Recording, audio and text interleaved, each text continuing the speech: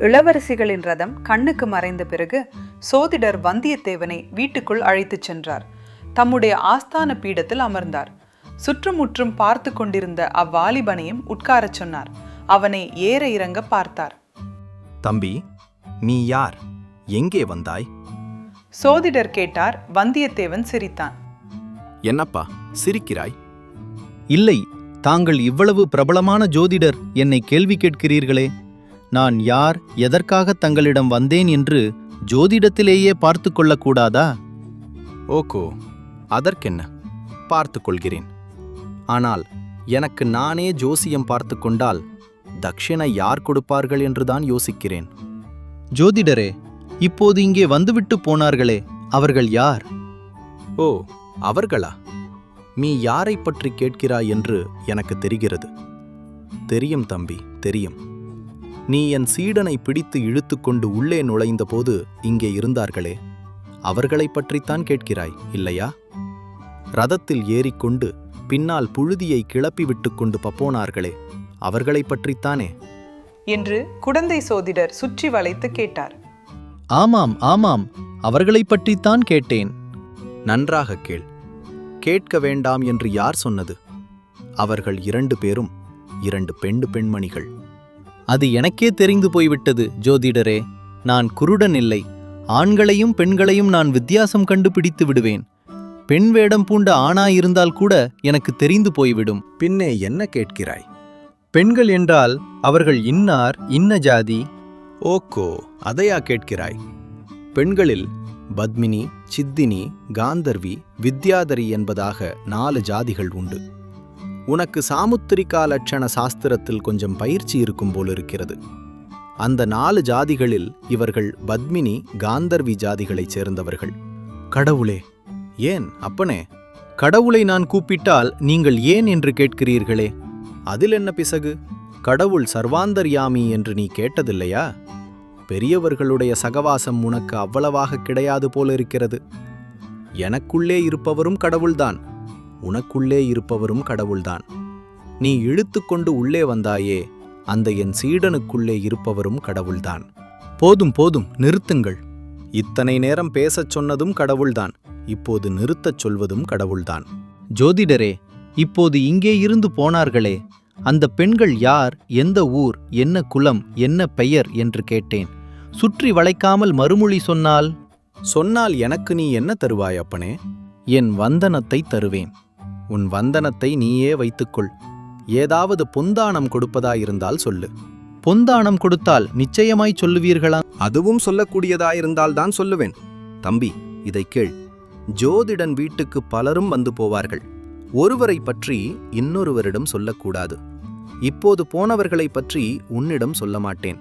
உன்னை பற்றி வேறு யாராவது கேட்டால் அவர்களுக்கும் உன்னை பற்றி ஒரு வார்த்தை கூட சொல்ல மாட்டேன். ஆகா, ஆழ்வார்க்கடியான் நம்பி தங்களை பற்றி சொன்னது முற்றும் உண்மைதான். ஆழ்வார்க்கடியாரா? அவர் யார் அப்படி ஒருவர்? தங்களுக்கு தெரியாதா என்ன? ரொம்பவும் தங்களை தெரிந்தவர் போல் பேசினாரே. ஆழ்வார்க்கடியான் நம்பி என்று கேட்டதே இல்லையா? ஒருவேளை ஆளை தெரிந்திருக்கும், பெயர் ஞாபகம் இராது. கொஞ்சம் அடையாளம் சொல்லு பார்க்கலாம். கட்டையாயும் குட்டையாயும் இருப்பார். மாமுன் குடுமி வைத்திருப்பார். இளந்தொந்தியில் வேட்டியை இறுக்கி கட்டியிருப்பார். சந்தனத்தை குழைத்து உடம்பெல்லாம் கீழிருந்து மேலாக இட்டிருப்பார். சைவர்களைக் கண்டால் சண்டைக்குப் போவார். அத்வைதிகளைக் கண்டால் தடியை தூக்குவார். சற்று முன்னால் நீயும் கடவுள் நானும் கடவுள் என்றீர்களே, இதை ஆழ்வார்க்கடியான் கேட்டிருந்தால் கடவுளை கடவுள் தாக்குகிறது என்று சொல்லி தடியினால் அடிக்க வருவார். தம்பி, நீ சொல்லுவதையெல்லாம் சேர்த்துப் பார்த்தால் திருமலையப்பனை பற்றி சொல்லுகிறாய் போலிருக்கிறது. அவருக்கு அப்படி வெவ்வேறு பெயர்கள் உண்டா? ஊருக்கு ஒரு பெயர் வைத்துக் கொள்வார் அந்த வீர வைஷ்ணவர். ஆளுக்கு தகுந்த வேஷமும் போடுவாராக்கும். ஆகா, சமயத்துக்கு தகுந்த வேஷமும் போடுவார். சொல்லுவதில் கொஞ்சம் கற்பனையும் பொய்யும் கலந்திருக்குமோ?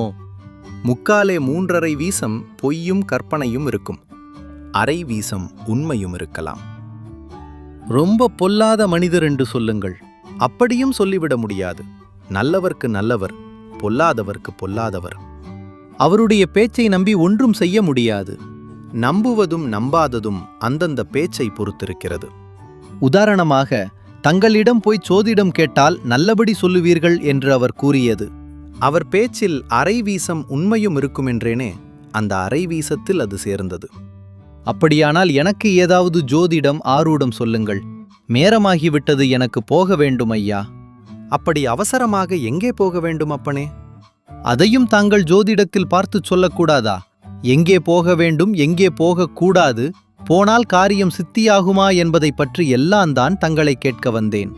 ஜோதிடம் ஆரூடம் சொல்வதற்கும் ஏதாவது ஆதாரம் வேண்டும் அப்பனே. ஜாதகம் வேண்டும். ஜாதகம் இல்லாவிடில் பிறந்த நாள் நட்சத்திரமாவது தெரிய வேண்டும். அதுவும் தெரியாவிடில் ஊரும் பேருமாவது சொல்ல வேண்டும். என் பெயர் வந்தியத்தேவன். ஆகா, வானர் குலத்தவனா? ஆமாம். வல்லவரையன் வந்தியத்தேவனா? சாட்சாத் அவனேதான். அப்படி சொல்லு தம்பி. முன்னமே சொல்லியிருக்க கூடாதா? உன் ஜாதகம் கூட என்னிடம் இருந்ததே. தேடி பார்த்தால் கிடைக்கும். ஓஹோ, அது எப்படி? என்னை போன்ற ஜோதிடர்களுக்கு வேறு என்ன வேலை? பெரிய வம்சத்தில் பிறந்த பிள்ளைகள், பெண்கள், இவர்களுடைய ஜாதகங்களையெல்லாம் சேர்த்து வைத்துக் கொள்வோம். நான் அப்படியொன்றும் பெரிய வம்சத்தில் பிறந்தவன் அல்லவே. நன்றாகச் சொன்னாய். உன்னுடைய குலம் எப்பேற்பட்ட குலம்! வானர் குலத்தைப் பற்றி கவிவாணர்கள் எவ்வளவு கவிகளையெல்லாம் பாடியிருக்கிறார்கள். ஒருவேளை நீ கேட்டிருக்க மாட்டாய். ஒரு கவிதையைத்தான் சொல்லுங்களேன், கேட்கலாம். ஜோதிடர் உடன பாடலை சொன்னார். ஜோதிடர் இசைப்புலவர் அல்லவென்பது அவர் பாடும்போது வெளியாயிற்று. ஆயினும் பாடலை பண்ணில் அமைத்து மிக விளக்கமாகவும் உருக்கமாகவும் பாடினார். கவி எப்படி இருக்கிறது? கவி காதுக்கு நன்றாகத்தான் இருக்கிறது. ஆனால் என்னுடைய கொடியை ஏதாவது ஒரு மாட்டின் கொம்பில் நானே கட்டிவிட்டால்தான் உண்டு. அரச மரத்து கிளை மேல் ஏறி நின்றால்தான் அரசு என் அடியை தாங்கும். அது கூட சந்தேகம்தான். கணம் தாங்காமல் கிளை முறிந்து என்னையும் கீழே தள்ளினாலும் தள்ளும். இன்றைக்கு உன் நிலைமை இப்படி, நாளைக்கு எப்படி இருக்கும் என்று யார் கண்டது? தாங்கள் கண்டிருப்பீர்கள் என்று எண்ணி அல்லவா வந்தேன். நான் என்னத்தை கண்டேன் தம்பி? எல்லாரையும் போல் நானும் அற்ப ஆயுள் படைத்த மனிதன்தானே. ஆனால் கிரகங்களும் நட்சத்திரங்களும் வருங்கால நிகழ்ச்சிகளைச் சொல்லுகின்றன. அவை சொல்லுவதை நான் சிறிது கண்டறிந்து கேட்பவர்களுக்குச் சொல்கிறேன், அவ்வளவுதான். கிரகங்களும் நட்சத்திரங்களும் என் விஷயத்தில் என்ன சொல்கின்றன ஜோதிடரே?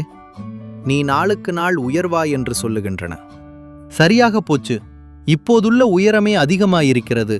உங்கள் வீட்டில் நுழையும்போது குனிய வேண்டியிருக்கிறது. இன்னும் உயர்ந்து என்ன செய்வது?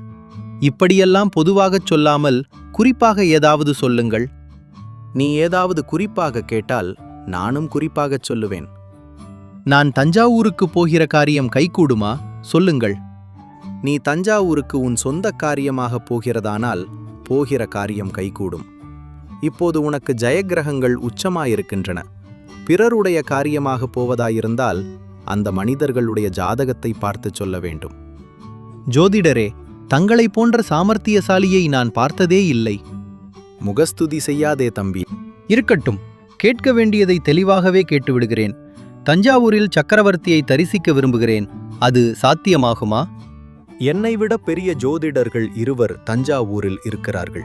அவர்களைதான் கேட்க வேண்டும். அவர்கள் யார்? பெரிய பழுவேட்டரையர் ஒருவர், சின்ன பழுவேட்டரையர் ஒருவர். சக்கரவர்த்தியின் உடல்நிலை மிக மோசமாகி இருப்பதாகச் சொல்கிறார்களே, அது உண்மையா?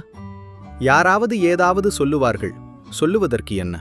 அதையெல்லாம் நம்பாதே, வெளியிலும் சொல்லாதே. சக்கரவர்த்திக்கு ஏதாவது நேர்ந்துவிட்டால் அடுத்த பட்டம் யாருக்கு என்று சொல்ல முடியுமா? அடுத்த பட்டம் உனக்குமில்லை, எனக்குமில்லை. நாம் ஏன் அதை பற்றி கவலைப்பட வேண்டும்? அந்த மட்டில் தப்பிப் பிழைத்தோம். உண்மைதான் தம்பி. பட்டத்துக்கு பாத்தியதை என்பது சாதாரண விஷயமல்ல, மிக்க அபாயகரமான விஷயமில்லையா? ஜோசியரே, தற்சமயம் காஞ்சியில் இருக்கிறாரே இளவரசர் ஆதித்த கரிகாலர். இருக்கிறார்.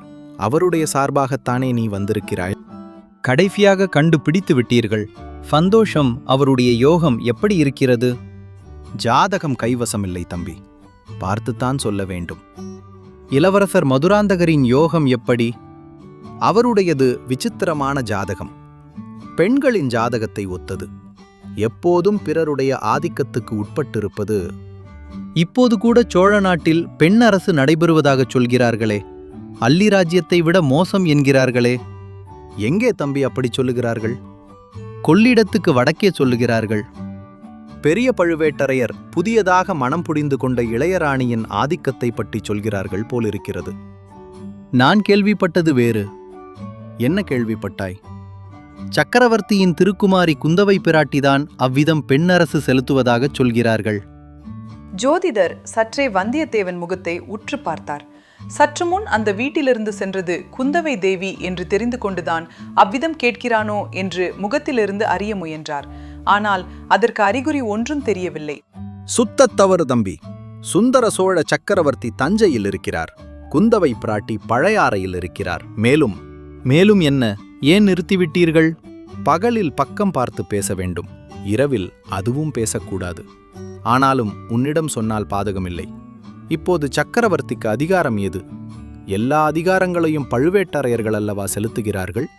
இப்படி சொல்லிவிட்டு ஜோதிடர் வந்தியத்தேவனுடைய முகத்தை மறுபடியும் ஒரு தடவை கவனமாக பார்த்தார். ஜோதிடரே, நான் பழுவேட்டரையரின் ஒற்றன் அல்ல. அப்படி சந்தேகப்பட வேண்டாம். சற்று முன்னால் ராஜ்யங்களும் ராஜவம்சங்களும் நிலைத்து நில்லாமை பற்றி சொன்னீர்கள். நான் பிறந்த வானர் குலத்தையே உதாரணமாகச் சொன்னீர்கள். தயவு செய்து உண்மையைச் சொல்லுங்கள். சோழ வம்சத்தின் வருங்காலம் எப்படி இருக்கும்? உண்மையைச் சொல்கிறேன். சந்தேகம் சிறிதுமின்றி சொல்கிறேன். ஆனி மாதக் கடைசியில் காவேரியிலும் காவேரியின் கிளை நதிகளிலும் புதுவெள்ளம் வரும். அப்போது அது நாளுக்கு நாள் பெருகப் போகும் புதுவெள்ளம் என்பது காவேரி தீரத்தில் உள்ளவர்களுக்கு நன்றாய் தெரியும். ஆவணி புரட்டாசி வரையிலும் வெள்ளம் பெருகிக் கொண்டுதான் இருக்கும். கார்த்திகை மார்கழியில் வெள்ளம் வடிய ஆரம்பிக்கும். இது வடிகிற வெள்ளம் என்பதும் காவேரி கரையில் உள்ளவர்களுக்கு தெரிந்து போகும். சோழ சாம்ராஜ்யம் இப்போது நாளுக்கு நாள் பெருகும் புதுவெள்ளத்தை ஒத்திருக்கிறது. இன்னும் பல 100 வருஷம் இது பெருகி பரவிக்கொண்டே இருக்கும். சோழ பேரரசு இப்போது வளர்பிறை சந்திரனாக இருந்து வருகிறது. பௌர்ணமிக்கு இன்னும் பல நாள் இருக்கிறது. ஆகையால் மேலும் மேலும் சோழ மகாராஜ்யம் வளர்ந்து கொண்டே இருக்கும். இத்தனை நேரம் தங்களுடனே பேசியதற்கு இந்த ஒரு விஷயம் தெளிவாகச் சொல்லிவிட்டீர்கள். வந்தனம், இன்னும் ஒரு விஷயம் மட்டும் முடியுமானால் சொல்லுங்கள். எனக்கு கப்பல் ஏறி கடற்பிரயாணம் செய்ய வேண்டும் என்ற விருப்பம் ரொம்ப நாளாக இருக்கிறது. அந்த விருப்பம் நிச்சயமாக கைகூடும். நீ சகடயோகக்காரன். உன் காலில் சக்கரம் இருப்பது போலவே ஓயாமல் சுற்றி கொண்டிருப்பாய். நடந்து போவாய், குதிரை ஏறி போவாய், யானை மேல் போவாய், கப்பல் ஏறியும் போவாய். சீக்கிரமாகவே உனக்கு கடற்பிரயாணம் செய்யும் யோகம் இருக்கிறது. ஐயா, தென்திசை படையின் சேனாபதி தற்சமயம் ஈழத்திலே யுத்தம் நடத்தும் இளவரசர் அருள்மொழிவர்மரை பற்றி தாங்கள் சொல்லக்கூடுமா? கிரகங்களும் நட்சத்திரங்களும் அவரை பற்றி என்ன சொல்லுகின்றன? தம்பி, கப்பலில் பிரயாணம் செய்வோர் திசையறிவதற்கு ஒரு காந்த கருவியை உபயோகிக்கிறார்கள். கலங்கரை விளக்கங்களும் உபயோகப்படுகின்றன. ஆனால் இவற்றையெல்லாம் விட நடுக்கடலில் கப்பல் விடும் மாலுமிகளுக்கு உறுதுணையாயிருப்பது எது தெரியுமா? வடதிசையில் அடிவானத்தில் உள்ள துருவ நட்சத்திரம்தான். மற்றற்ற நட்சத்திரங்கள் கிரகங்கள் எல்லாம் இடம்பெயர்ந்து போய்கொண்டே இருக்கும். சப்தரிஷி மண்டலமும் திசை மாறி பிரயாணம் செய்யும். ஆனால் துருவ நட்சத்திரம் மட்டும் இடத்தை விட்டு அசையாமல் இருந்த இடத்திலேயே இருக்கும். அந்த துருவ நட்சத்திரத்தை போன்றவர் சுந்தர சோழ சக்கரவர்த்தியின் கடைக்குட்டி புதல்வரான இளவரசர் அருள்மொழிவர்மர். எதற்கும் நிலை கலங்காத திட சித்தமுடையவர். தியாகம், ஒழுக்கம் முதலிய குணங்களில் போலவே வீர புருஷத்திலும் சிறந்தவர். கல்வியறிவைப் போலவே உலக அறிவும் படைத்தவர். பார்த்தாலே பசிதீரும் என்று சொல்லக்கூடிய பால்வடியும் களைமுகம் பட அதிர்ஷ்ட தேவதையின் செல்வ புதல்வர். மாலுமிகள் துருவ நட்சத்திரத்தை குறிகொள்வது போல் வாழ்க்கை கடலில் இறங்கும் உன்போன்ற வாலிபர்கள் அருள்மொழிவர்மரை குறியாக வைத்துக் கொள்வது மிக்க பலனளிக்கும். அப்பப்பா, இளவரசர் அருள்மொழிவர்மரை பற்றி எவ்வளவெல்லாம் சொல்கிறீர்கள்! காதலனனை காதலி வர்ணிப்பது போலல்லவா வர்ணிக்கிறீர்கள்? தம்பி, காவிரி தீரத்தில் உள்ள சோழ நாட்டில் யாரை கேட்டாலும் என்னைப் போலத்தான் சொல்வான். மிக்க வந்தனம் ஜோதிடரே. சமயம் நேர்ந்தால் உங்கள் புத்திமதியின்படியே நடப்பேன். உன்னுடைய அதிர்ஷ்ட கிரகமும் உச்சத்துக்கு வந்திருக்கிறது என்று அறிந்துதான் சொன்னேன். போய் வருகிறேன் ஜோதிடரே.